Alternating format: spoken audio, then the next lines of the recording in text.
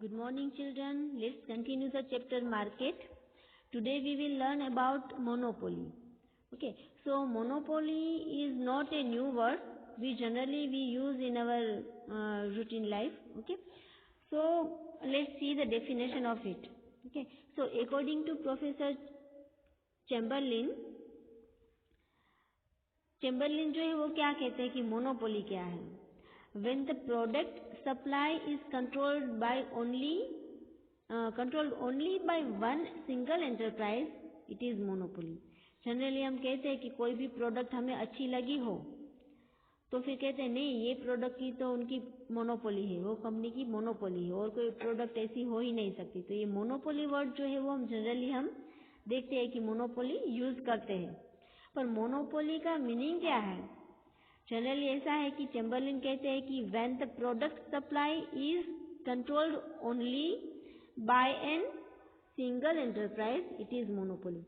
जो भी प्रोडक्ट हो उनकी सप्लाई जो है, उनकी प्राइस जो है, it is controlled only by one single enterprise. कोई भी एक फर्म हो, कोई भी एक एंटरप्राइज हो, कोई भी एक कंपनी हो, उसके कंट्रोल में ही वो प्रोडक्ट की सप्लाई भी है, उनकी प्राइस भी है, तो उसे मोनोपोली कहते हैं. ठीक है, कोई भी प्रोडक्ट हो, उनकी सप्लाई जो है, उनकी प्राइस जो है वो सिर्फ और सिर्फ एक ही एंटरप्राइज के कंट्रोल में है, वो ही उसमें चेंज कर सकती है और कोई ऐसा है ही नहीं, तो ये मोनोपोली कही जाती है. Okay, according to Professor Stigler, only one enterprise is the seller of the goods or products. Okay, कोई एक ही फर्म है, कोई एक ही एंटरप्राइज है जो कोई भी गुड्स और प्रोडक्ट्स है उनको सेल कर सके. एक ही सेलर है. Monopoly means only one seller and numerous buyers. ठीक है, तो अभी कोई एक ही कंपनी के, एक ही फर्म के हाथों में पूरा कंट्रोल हो वो प्रोडक्ट का, उसे मोनोपोली कहते हैं. Now characteristic of monopoly. Monopoly क्या है वो हम देखते हैं. ओनली वन प्रोड्यूसर और seller and numerous buyers.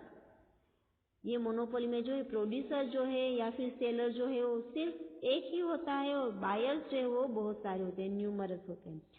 There is only one seller or product of the producer of the product and goods who controls the supply of the product.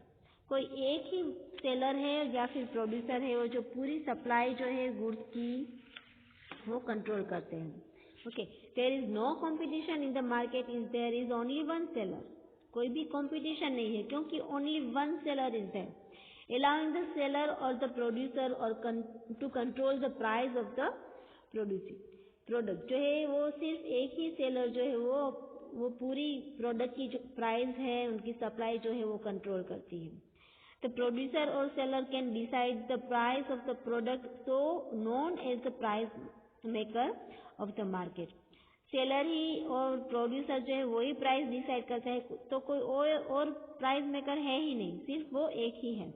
When there are countless buyers in the market, the importance of a single buyer become negligible. There is competition seen between customers in monopoly. The buyers thus cannot affect the price of the product. वहाँ पे buyers जो है क्योंकि वो countless होते हैं, numerous होते हैं, तो कोई एक सिंगल बायर्स की इम्पोर्टेंस नहीं है इस मार्केट में, क्योंकि वो खरीदे ना खरीदे, प्राइस चेंज करे ना करे, उसमें कुछ इफेक्ट नहीं होती है. So there is only one sellers and numerous buyers and there is competition is seen in between customers. Monopoly में कस्टमर्स जो है उनके बीच में ही कंपटीशन होती है, सेलर्स और कस्टमर सेलर्स के बीच में नहीं. The buyers thus can not affect the price of product. Buyers जो है वो कोई भी अफेक्ट नहीं कर सकता है प्राइस में. So it is first characteristic that only one producer और seller and numerous buyers. Second is absence of substitute goods. Substitute goods जो है उनके मीन्स सब्स्टिट्यूट गुड्स उनके बदले में कोई भी गुड्स यूज करें हम तो वो नहीं होती है. There is absence of substitute goods in monopoly, but as in reality there is imperfect monopoly. There is absence और ignorance of the close substitute. Substitute goods जो है वो होती ही नहीं है. ठीक है, there may be rare possibility of similar product available. कोई भी रेयर पॉसिबिलिटी होती है जहाँ पे सिमिलर प्रोडक्ट जो होती है वो मिलती है। अदरवाइज कोई सब्स्टिट्यूट गुड्स की कोई और गुड्स है ही नहीं, सब्स्टिट्यूट गुड्स है ही नहीं। For example, if while buying a railway ticket from a specific company for a specific time to a specific location, the ticket is unavailable, then there is no possibility of having a similar or substitute ticket to the location. कोई भी ऐसी market हो, means for example railway है तो railway की monopoly है, क्योंकि railway की जो टिकट है जनरली हमें कहीं जाना है, जर्नी करनी है, तो वो एक ही कंपनी है जो रेलवे चलाती है। तो रेलवे की एक ही कंपनी है, उनका टाइम भी फिक्स होता है, लोकेशन भी फिक्स होता है, और उसके बदले में कोई और जो सब्स्टिट्यूट टिकट है वो नहीं मिल सकती है। ठीक है, तो ये जो है वो मोनोपोली कही जाती है इसे। But one can try those possibility to traveling by airplane on the same time to the same location. Possibilities है क्योंकि सेम टाइम और सेम लोकेशन पर जाने के लिए उनको एयरप्लेन की टिकट मिल सकती है, बट रेलवे की रेलवे की मोनोपोली है, इसलिए उनके सब्स्टिट्यूट जो टिकट्स है वो नहीं मिल सकती है। ठीक है, तो इस तरह से मोनोपोली जो है वो कोई एक ही कंपनी होती है या फिर कोई एक ही फर्म होती है वो चलाती है। ठीक है, okay, now next is restriction over the entry of new firm. कोई भी फर्म हो या फिर कोई भी और जो फर्म हो वो उसकी एंट्री और एग्जिट जो है वो रिस्ट्रिक्शन होती है। उस मोनोपोली में कोई और फर्म हो वो आ नहीं सकती है उसकी अपनी नई प्रोडक्ट्स लेकर। Okay, so there are different forms of monopoly in the market. Monopoly means the existence of only one seller. It is possible to end the monopoly, but being a difficult process, the seller can sustain his monopoly for a longer duration. ये possible है कि वो उनकी जो procedure होती है वो बहुत ही डिफिकल्ट होती है, बट कोई भी एक सेलर हो वो अपनी जो लॉन्ग टाइम तक अपनी जो मोनोपोली है वो सस्टेन रख सकता है, कर सकता है, क्योंकि उनमें कोई नई फर्म जो आए, एंट्री जो है नई न्यू फर्म की एंट्री जो है वो रिस्ट्रिक्शन है, अलाउड नहीं है। ठीक है, due to absence of competition the seller controls the price and gains super normal profit. कोई उसके कंपटीशन में कोई और है ही नहीं, तो सेलर्स जो है, प्रोड्यूसर्स जो है, वो ही उसकी कंट्रोल ही होती है प्राइस पर और सप्लाई पर भी। तो मैक्सिमम नॉर्मल जो वो नॉर्मल प्रॉफिट जो है वो भी ले सकता है, सुपर नॉर्मल प्रॉफिट जो है वो गेन कर सकता है। Okay, even though there is super normal profit due to monopoly, the other firm can not easier enter the market. Super normal है क्योंकि बहुत सारा प्रॉफिट होता है, सिर्फ एक ही फर्म है, तो कोई और जो है वो इजियर एंट्री भी नहीं कर सकता है, इजियर अपनी जो है फर्म जो है वो स्टार्ट नहीं कर सकता है। तो monopoly restricts newer firms by factors like nature, low skills and experience. ये जो है मोनोपोली उसको ऐसी बहुत सी मीन्स उनको एक्सपीरियंस भी चाहिए, उनके पास स्किल भी चाहिए, लो भी होना चाहिए, नेचुरली सब जो मोनोपोली हो तो ही वो एंट्री कर सकते हैं, अदरवाइज रेस्ट्रिक्ट करते हैं मोनोपोली में कोई भी एंट्री है वो। Okay, so next is control over the price और सेल्स। ओके, कोई भी प्राइस पर जो है वो कंट्रोल पूरी तरह से कंट्रोल होता है। To gain maximum profit the seller controls the supply of the product, but the seller can not control both the price and the sales of the product.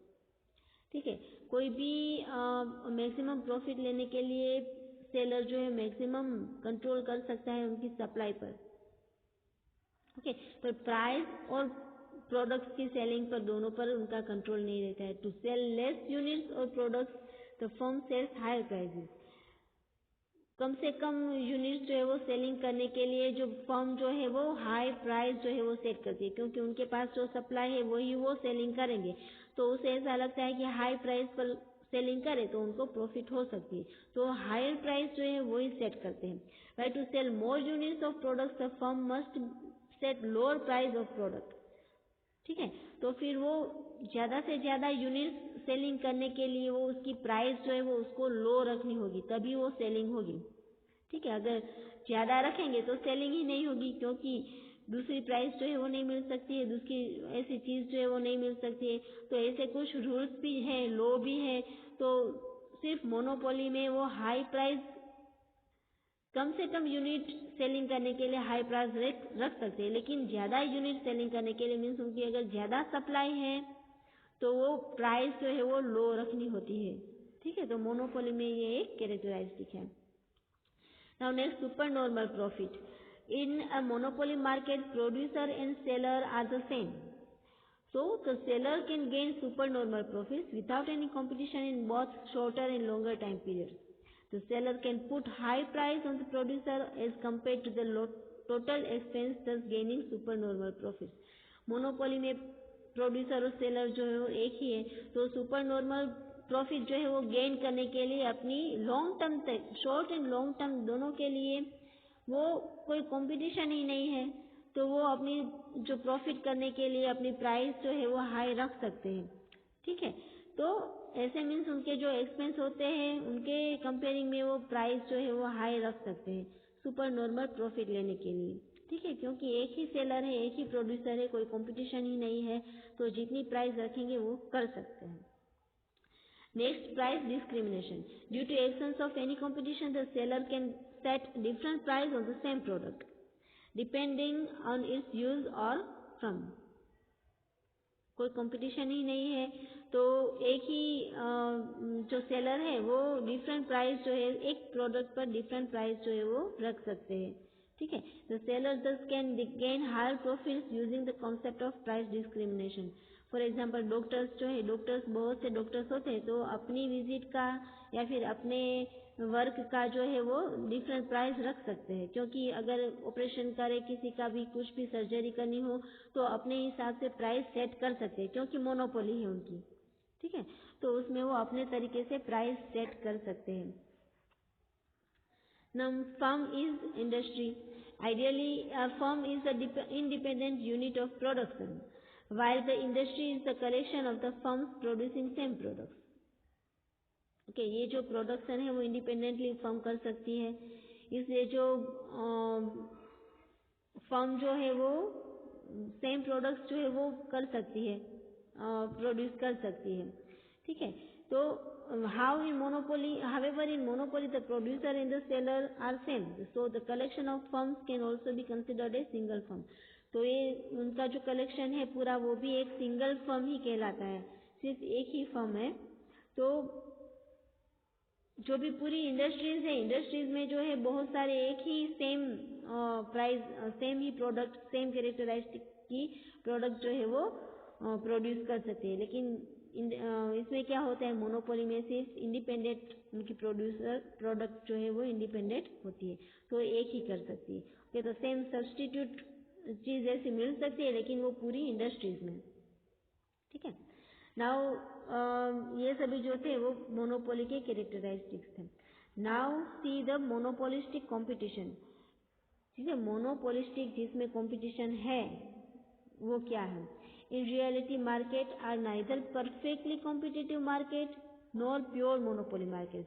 जो ऐसी मार्केट जो है पूरी तरह से कॉम्पिटिटिव मार्केट भी नहीं है, क्योंकि कंपटीशन है ही नहीं, और पूरी तरह से मोनोपोली भी नहीं है, क्योंकि कई बार उसकी सब्सटीट्यूट गुड्स जो है, सब्सटीट्यूट प्रोडक्ट जो है वो मिल सकती है। जैसे कि हमने पहले भी बात की, रेलवे जो है वो मोनोपोली है, लेकिन रेलवे की सब्सटीट्यूट गुड्स जो है वो एयरप्लेन की टिकट हमें मिल सकती है। ठीक है, तो पूरी तरह से वो मोनोपोली मार्केट नहीं है, या पूरी तरह से परफेक्ट कॉम्पिटिटिव मार्केट भी नहीं है। A mixed form of both is found. There is coexistence of partially monopoly and partial perfect competition in market, which is known as monopolistic competition. पूरी तरह से partially monopoly है और partially perfect competition है, तो उन्हें monopolistic competition कहा जाता है। The major types of market observed is monopolistic. Okay, सबसे major ये जो है मेजोरिटी होती है मोनोपोलिस्टिक की। Okay, so next, monopolistic competition की डेफिनेशन क्या वो देखेंगे। चेम्बरलिन के हिसाब से क्या है, perfect competition and perfect monopoly coexist in a market known as monopolistic market. जहाँ पे परफेक्ट कंपटीशन है और परफेक्ट मोनोपोली है उसे ही मोनोपोलिस्टिक मार्केट कहा जाता है। अकॉर्डिंग टू सैम रॉबिन्सन, क्या कहते हैं वो, if each firm establishes monopoly and also competes at the same time, the market is called imperfect competition. तो सभी जो फर्म्स है, सभी कंपनीज जो है वो मोनोपोली अगर एस्टैब्लिश करे तो जो है कंपटीशन है सभी में वो एक साथ होती है, तो इसलिए उसको इम्परफेक्ट कंपटीशन भी कहा जाता है।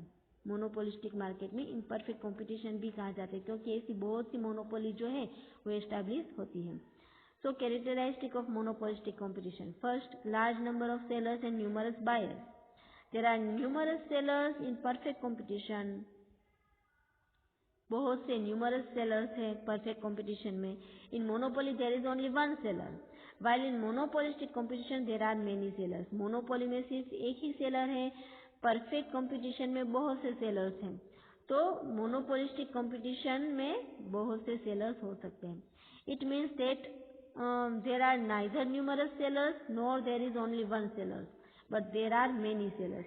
इसलिए numerous sellers भी नहीं है और कोई एक seller भी नहीं है, but बहुत ज़्यादा sellers है. There are many sellers, बहुत से है. Okay. Due to this, in monopolistic competition, the factor competition becomes important.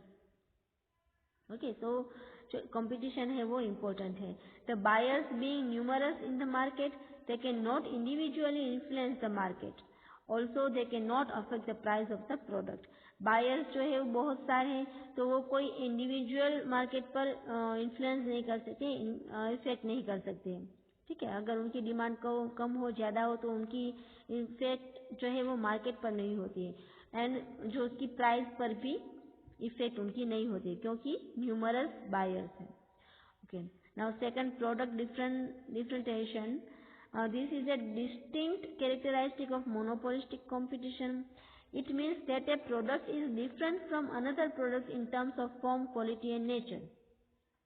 बहुत से ऐसे कैरेक्टरिस्टिक है, तो एक ही प्रोडक्ट की कई बार बहुत सी फॉर्म पे होते हैं, क्वालिटी भी होती है और उनका नेचर भी होता है. एक ही प्रोडक्ट की बहुत सी डिफरेंट क्वालिटीज हो सकती हैं. When a product produces a product, there a possibility that there are minor differences in the products in terms of form, fragrance, taste, shape, weight, and quality. Due to these minor differences, the product can be called different. बहुत सारे producers हैं तो उनकी एक ही product है, लेकिन उनके form में, फ्रेग्रेंस में, टेस्ट, शेप, वेट, क्वालिटी में सभी में डिफरेंस होता है. जैसे देखते हैं कि कोई भी शॉप हो तो शॉप में बहुत से फ्रेग्रेंस भी होते हैं, टेस्ट भी, मीन्स शेप, वेट, क्वालिटी सभी डिफरेंस होती है. टूथपेस्ट ले लो, कोई भी टूथपेस्ट है तो वो भी प्रोडक्ट में उनके सभी कंपनीज के बीच में कंपटीशन होती है, लेकिन उनकी जो शेप है, टेस्ट है, फ्रेग्रेंस, वो प्रोडक्ट में बहुत से डिफरेंस होते हैं. So next is free entry and exit of firm. So the free movement of firms means the unrestricted entry and exit of firms. कभी भी कोई भी एंट्री हो सकती है, कोई भी फर्म जो है वो एग्जिट भी हो सकती है, ऐसे अलाउड ही है. जैसे मोनोपोली में ऐसा नहीं है, लेकिन यहाँ पे ये जो फ्री एंट्री और फ्री एग्जिट जो है वो अलाउड है. तो super normal profit attracts the firms freely in the market. Even when the firm suffer losses, they are free to exist from market. अगर कोई प्रॉफिट हो, बहुत ज़्यादा नॉर्मल, सुपर नॉर्मल प्रॉफिट हो, तो कभी भी वो फ्री हो सकती है एंट्री लेने के लिए, या फिर अगर लॉस हो तो कभी भी एंट्री एग्जिट भी कर सकती है. The free entry and exit of firm occurs only or for short period of time. This means that the firm enters freely by attraction of supernormal profit and exit freely when they suffer losses. अगर supernormal profit हो तो कभी भी entry कर सकती है, और अगर लॉस हो तो कभी भी वो एग्जिट कर सकती है. When there is normal profit, the free entry and exit of the free decreases and stops. अगर नॉर्मल प्रॉफिट हो तो कोई भी एंट्री और एग्जिट जो है वो कम हो जाता है, वो नॉर्मल हो जाता है सब कुछ. ठीक है. The firms are not attracted by the normal profit, so the firms do not enter the market. Similarly the firms in the market do not exit as they are not suffering losses. ठीक है, अगर loss नहीं है तो फिर वो market में जाती भी नहीं है, एग्जिट नहीं कर सकती, वो सिमिलर रहती है। ठीक है, तो इस तरह से अगर ज़्यादा प्रॉफिट मिले तो वो कभी भी फ्रीली आ सकती है, एंट्री कर सकती है, अगर लॉस हो तो फ्रीली एग्जिट भी कर सकती है। Now next is selling cost. The expense done for selling the product are called selling cost. जो कोई भी प्रोडक्ट पर जितना भी खर्च हो, एक्सपेंस हुआ हो, उसे सेलिंग कॉस्ट कहते हैं।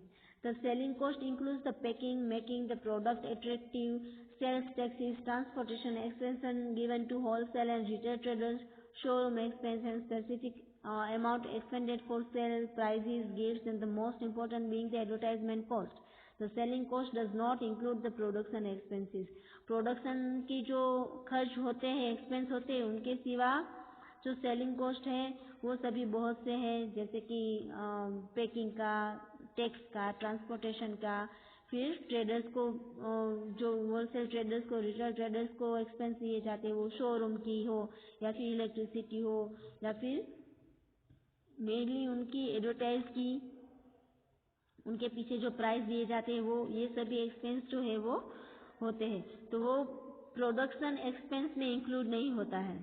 ठीक है, प्रोडक्शन एक्सपेंस भी अलग होती है और ये जो एक्सपेंडिचर होता है उसके बाद प्रोडक्शन होने के बाद जो ये एक्सपेंस होता है वो भी डिफरेंट होता है। Okay, so the selling cost is the typical characteristic of monopolistic market. जो सेलिंग कॉस्ट है वो टिपिकल कैरेक्टरिस्टिक है इसकी वजह से। This is not seen in monopoly a perfect competition.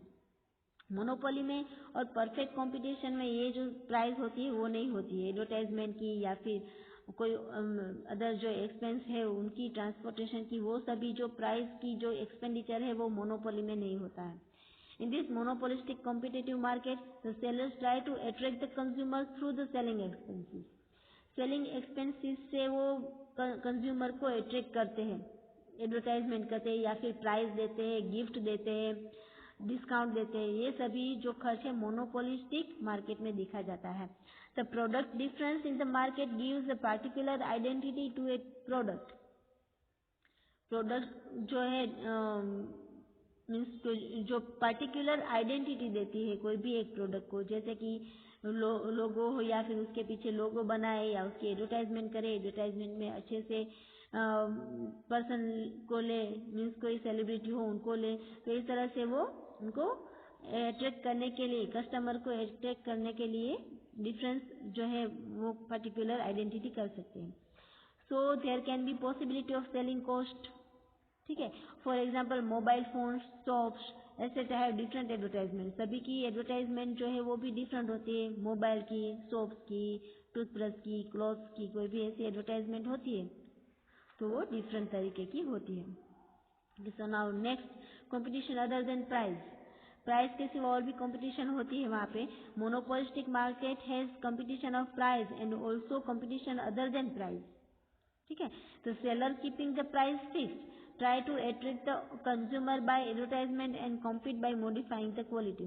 Quality में थोड़ा बहुत भी मॉडिफाई करके वो एडवर्टाइजमेंट कर सकता है या फिर कॉम्पीट कर सकता है, कंपटीशन में आ सकता है। तो ये फिक्स प्राइस भी रखते हैं और कंज्यूमर को थ्रू द एडवर्टाइजमेंट अट्रैक्ट करते हैं।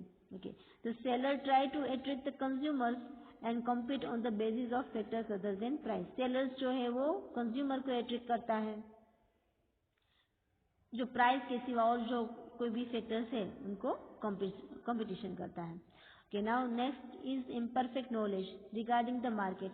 The buyers and sellers do not have the complete knowledge related to the market. Buyers और sellers को पूरी तरह से पूरी मार्केट की जो नॉलेज होती है वो नहीं होती है। They are not aware of identical and substitute products. जो आइडेंटिकल प्रोडक्ट्स है, सब्सटीट्यूट प्रोडक्ट्स है, उनकी पूरी तरह से जानकारी जो है वो प्रोड्यूसर्स को, सेलर्स को नहीं होती। So the price of identical और substitute product are either high और low, resulting into the different price of substitute products. इसलिए पूरी तरह से या फिर ज़्यादा होती है या फिर कम होती है उनकी प्रोडक्ट की प्राइस, इसलिए कोई डिफरेंट प्राइस होती है, एक ही प्रोडक्ट में डिफरेंट प्राइस जो है वो होती है। Okay, there are many firms producing identical or substitute products. The firms compete by creating a new identity of the product and thus establishes monopoly-like situation. This creates a monopolistic competition, क्योंकि हर product की जो identical और characteristic होती है वो different होते हैं, उनके क्वालिटीज़ डिफरेंट होती है, जो हमने पहले भी देखा सब कुछ डिफरेंट होता है। तो कोई भी कंपटीशन में आने से पहले वो अपनी प्रोडक्ट पर जितना भी खर्च हुआ उसके हिसाब से उनकी प्राइस लगाएंगे और उसे एक न्यू आइडेंटिटी देंगे। तो इस तरह से अपनी अपनी मोनोपोली जो है वो क्रिएट होती है। ठीक है, तो ये मोनोपोलिस्टिक धीरे धीरे ऐसे करके न्यू मोनोपोलिस्टिक मार्केट जो है, कंपटीशन जो है वो क्रिएट होता है, क्योंकि बहुत से कंपनीज होती है तो अपनी तरीके से वो प्राइस डिसाइड करते हैं, तो मोनोपोलिस्टिक कंपटीशन जो है वो क्रिएट होता है। So it was a monopolistic market and it's characteristics. Okay, so in next meeting we will learn about the oligopoly. Okay, thank you and have a nice day.